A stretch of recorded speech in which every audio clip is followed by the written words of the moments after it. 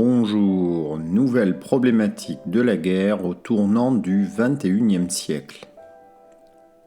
La fin de la guerre froide en 1989, symbolisée par la chute du mur de Berlin le 9 novembre 1989, marque un renouveau des guerres civiles et des tensions internationales.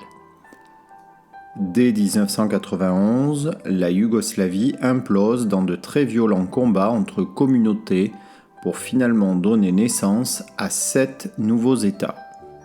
La dimension nationale s'efface au profit de nouveaux acteurs, cartels de la drogue au Mexique ou en Colombie, dont les activités dépassent les frontières des pays.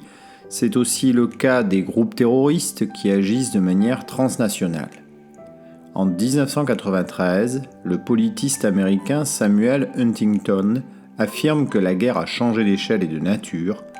Les conflits n'opposeraient plus les nations, mais des civilisations se définissant avant tout par la religion. Pour cela, il utilise le terme de choc des civilisations dans un article paru en 1993. À partir des années 1970, on assiste à un retour du facteur identitaire. Ainsi, l'islamisme émerge dans les années 1970. En 1979, en Iran, une révolution renverse le régime pro-occidental du Shah et instaure une république islamique fondée sur la loi islamique, la charia. La même année, l'URSS envahit l'Afghanistan. Les États-Unis arment la résistance afghane, au sein de laquelle naît l'idée d'un djihad mondial. Dans les années 1990 se développe un mouvement issu de cette guérilla, qui est sans doute impliqué dans un premier attentat contre le World Trade Center en 1993, puis contre une ambassade américaine à Nairobi au Kenya en 1998, avant un autre attentat contre un navire américain, l'USS Cole, en 2000. Les attentats du 11 septembre 2001 contre le World Trade Center et le Pentagone américain font près de 3000 morts sur le sol américain. Le terme de guerre irrégulière s'est progressivement imposé pour caractériser les guerres contemporaines dans lesquelles les États ne sont pas les seuls acteurs engagés. Elles n'opposent plus des armées régulières entre elles et il n'existe plus de respect du traditionnel droit de la guerre qui protège prisonniers et civils. Elle implique de nouveaux acteurs, rebelles, pirates, terroristes, trafiquants.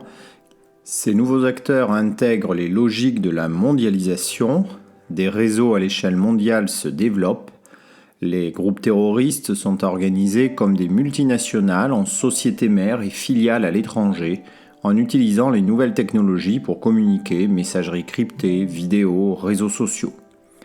Ces acteurs trouvent refuge dans les zones grises de la mondialisation, les États faillis par exemple, pour les pirates en Somalie par exemple, et des groupes terroristes comme l'Afghanistan, le Sahara qui abritent ces groupes terroristes.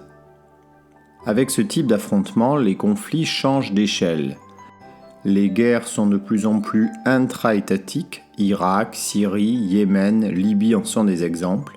Ces conflits sont difficiles à régler. Ces guerres intra-étatiques se compliquent par l'intervention d'acteurs extérieurs.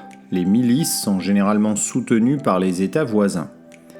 Les grandes puissances interviennent parfois, poussées par leurs intérêts stratégiques.